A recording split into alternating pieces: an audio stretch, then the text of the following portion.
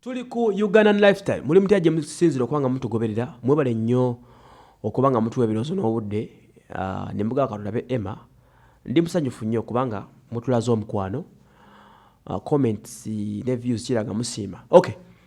Abagala internship abaana basoma oba ina muganda wasoma ku university nenga tayina wakola internship ajje ku Ugandan lifestyle buli kimu weekiri. Production yantujja musomesa aberenga ali mulala intani mu bitegera. Ku namba 0701 Rwenda nkaga mukaga lunana atano mubiri.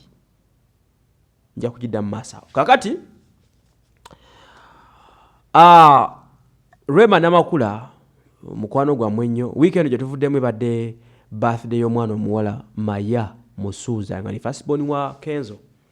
First born yaweze emyaka gye ekigambibwa nti kiri 8 nga yamuzala mukyala omulala ono abayita Rema step mom naye abadde amulabira kuba yadde mu custody ye okutuuka ono yavuddeyo kigambibwa nti nemaka tebakyabeera bunakozi ono yali we yatuukire okunobebwa Kenzo yagenda ne Maya n'amaala naye watuuka eri wa dokita gye bali ndowooza Kenzo n'amugamba munaye omwana mukoleji mujjeeyo n'amugjayo naye kino tekiganye Rema kuvaayo n'awishingira omwana obubaka obulungi obwasanyusiza abantu abawagira enkambi zombi okuli Rema n'abawagira Kenzo babadde basanyufu nnyo ku lwekyo kye yakoze okupostingira omwana omuwala oyo muto obubaka obulungi.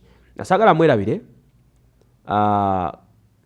Rema ng'omukyalo omugezigezi ndozi yabuulirirwa yakozesa nnyo omukisa gwa Maya okufuna Kenzo because mu bufumbo obwaddala mwabali mu bufumbo nafa ababulimu nange mbulimu awaliwo bakana okay abali mu bufumbo bakimanyi nti bw'oba ofunye omusajja nga yazaalako ekyebbe ekyoyinza okumwagalira abaana be.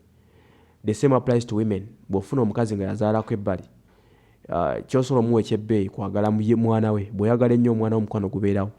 N'ono yakozesa omukisa guno n'ayagala nnyo Maya nga bebi we dota we omukwano ne gubeerawo ogwaddala era si buli anko kavuyo konna wakati w'abaana babiri obwekityo bwe kibadde. So ekyo kibadde kirungi nnyo for that case kiraga omutima ogw'obuzadde ne innocence abaana gye bakola ki gye balina mu nsonga zonna ezibaziganye all together for that case.